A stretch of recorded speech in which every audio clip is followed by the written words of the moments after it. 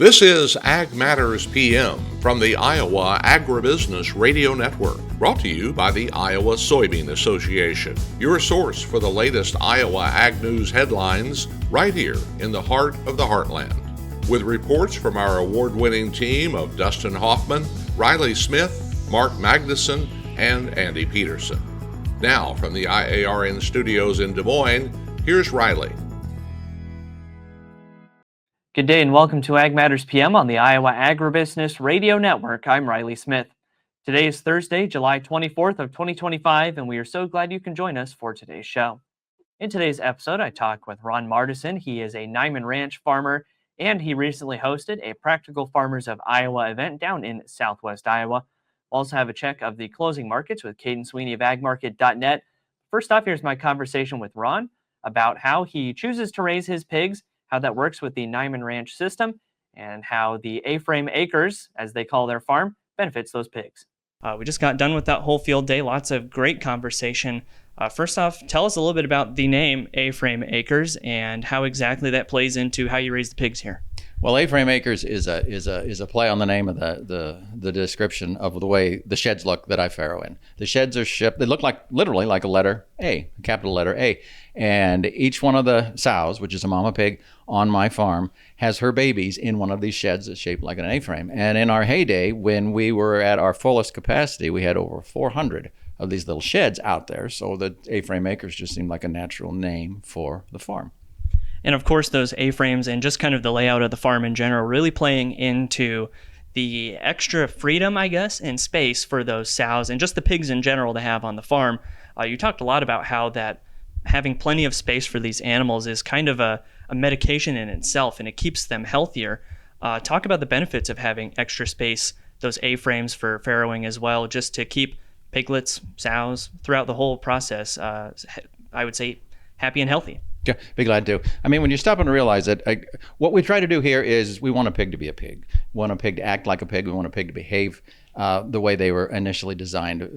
And pigs are a lot like people. If you cram them into a tight space, if you limit the amount of exercise they can get, if you limit the amount of good, clean air they get, if you limit the amount of good, clean food they get, they're going to have more health issues. They're going to have more disease issues. They're going to grow slower.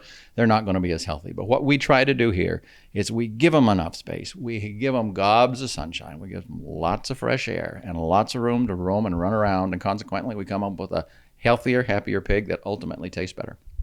And then in general, what are some of the things that you maybe cut back on? I know you said no antibiotics through the whole process, but how do vaccines look just from a base level and just kind of treatment when you have health issues? How does that get handled here? Well, our goal obviously is prevention.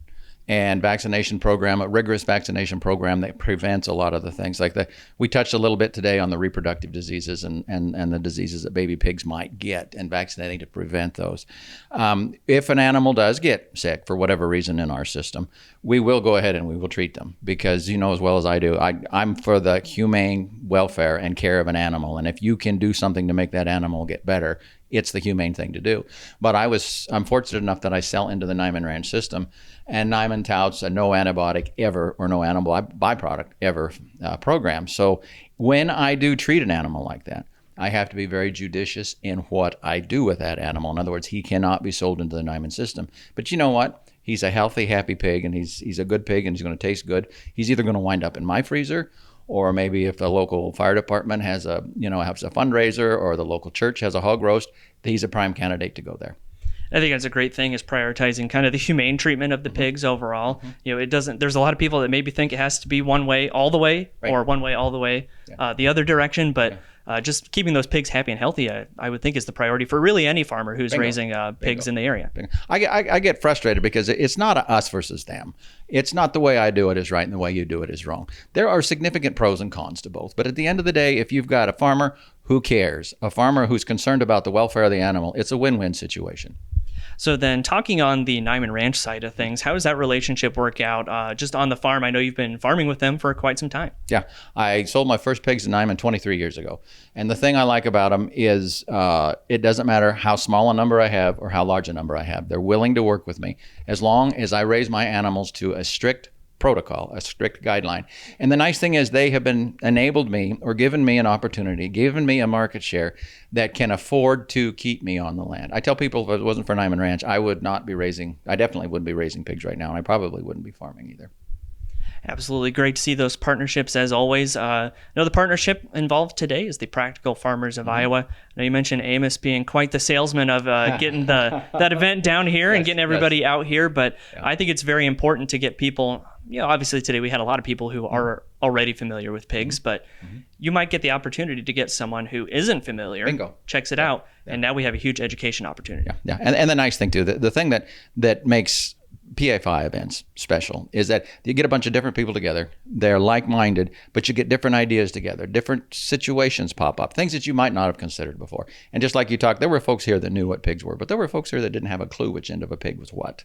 And by bringing people together and bringing different ideas and different thoughts to the table, just think of all the potentials that we introduced today that we wouldn't have otherwise. And of course, as the host, you're doing most of the teaching, but there's still an opportunity for you to learn from the people who attend as well. Oh, bingo. I tell people that I learn more by doing this than I ever give to anybody information, because folks will come up afterwards and they'll say, well, I like this, but have you ever tried this? And, a light bulb will go off and I'll think, my gosh, I haven't done that, and then over and over and over again, people do that. Well, Ron, lots of great information today. Thanks for having us out here at the farm, and enjoy the rest of your day. Well, thank you. Appreciate you coming out. Thanks again to Ron Mardesen for joining us on today's show. We'll take a look at the closing markets next, but first, here's a word from our sponsor, the Iowa Soybean Association and the Soy Checkoff. This is Ag Matters PM. Iowa Soybean Association is driven to deliver for Iowa's 40,000 soybean farmers. We're proud to provide objective agronomic research, a helping hand with soil and water stewardship, and timely industry news powered by the Soybean Checkoff. Learn more at iasoybeans.com. It's time now for the Ag Matters PM Closing Market Summary, your source for market analysis and settlement prices from the day's trade in Chicago, courtesy of the folks at agmarket.net. Welcome back to Ag Matters PM on the Iowa Agribusiness Radio Network, and we're here now with Kaden Sweeney of agmarket.net to take a look at the closing markets. First off, Kaden, what do we see the grain markets doing today? Yeah, really a pretty quiet day overall. We've been in a pretty tight trading range since the 8:30 open. We're going to close corn up about 3 cents or so, which is good. We're kind of picked up a penny or two here at the close, but really been pretty quiet. Beans have been even to a couple cents higher most of the day, and wheat's been very close to unchanged as well. So just a pretty low volume day, low risk day. Very, very quiet trading day overall.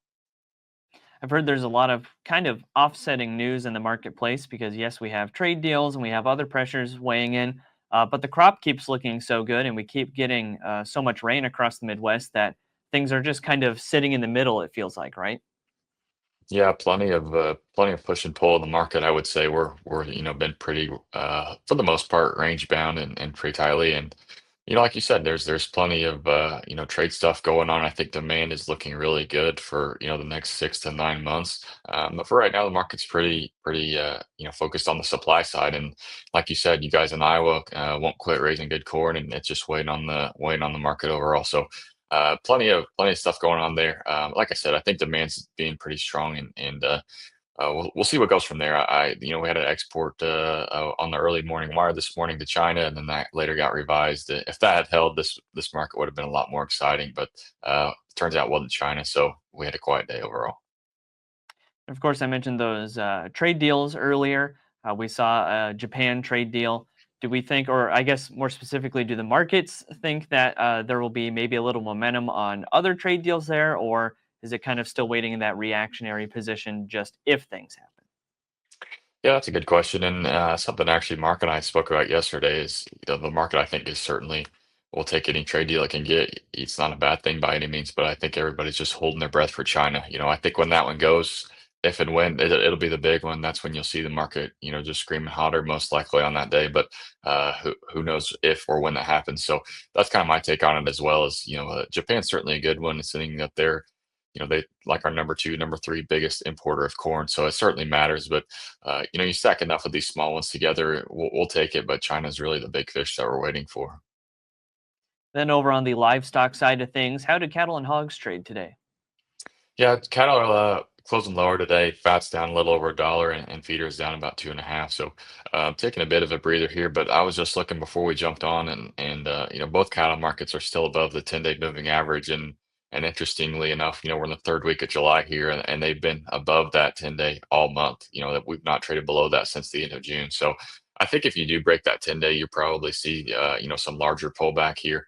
But overall, this cattle market feels like it's plenty happy rallying until all of a sudden it won't be. But when that day time comes, we don't know. But for right now, it still seems pretty healthy to me. Like I said, still maintaining that 10-day moving average. And of course, we're in that high demand period still with the livestock market. So things kind of generally in the summer just kind of ride off of that most of the time, right? Yeah, I think, and really, like we've been talking about, it seemed like for a long time now, but a lot of the livestock news right now is supply side driven, and it's just so hard to get that cattle herd back up to where it feels like the market's weighing on it to the high side of high supply. So this is a problem that has been going on for a while. That's why we've seen such strong markets and kind of are continuing to see that. And I think until you really get that that herd size larger, you're going to continue to see at least some strength and some support here. So hopefully that continues, but certainly a put option could be your friend when we're this elevated like we are. All right, Caden, lots of great information today. For anyone else who would like to get marketing information from agmarket.net, how can they do that? Yeah, just go to our website, agmarket.net, and you can reach anyone from our team there, get a 30-day free trial of everything we offer, and start getting those marketing plans built. All right, thanks again for your time. As always, Caden, we'll talk again soon. Sounds good, man. Appreciate you. That again was Kaden Sweeney of agmarket.net. We'll take a look at how the numbers close through the market window at iowaagnet.com. September corn up 3 1/4 at 401 3/4. August soybeans down 1 1/2 at 1004 1/4. August soybean meal down 230 at 269.70. Soybean oil up 53 cents at 56.67. Chicago wheat up 1 even at 541 1/2. Kansas City hard red wheat up 5 even at 528 1/2. Spring wheat down 1/4 cent at 551 3/4. September oats up 4 3/4 at 357 even. On the Merc, August live cattle down $1.22 at 225.80. August feeders down 262 at 328.90. August lean hogs down 27 cents at 108.20. Pork cutout went unchanged at 112.05. And August class 3 milk up 22 cents at 17.32. That's been a check of the markets, and that also brings us to the end of today's episode of Ag Matters PM. You can find all of our content on our website at iowaagnet.com. Also follow us on social media at Facebook, X, LinkedIn, and TikTok, and find our video content as well as previous episodes of AM PM on our YouTube channel. Make sure you are subscribed and hit that notification bell to see when those videos go live. Don't forget as well to check out our free morning, midday, and closing market podcasts, as well as the Iowa Ag Matters podcast and Pods of Potential. Find those on your favorite podcasting services at Apple, Amazon, Spotify, and Podbean. From the Iowa Agribusiness Radio Network studios in Des Moines, I'm Riley Smith. On behalf of Dustin Huffman, Ashton Jolly, Andy Peterson, and Mark Magnuson, we thank you for watching. This has been Ag Matters PM.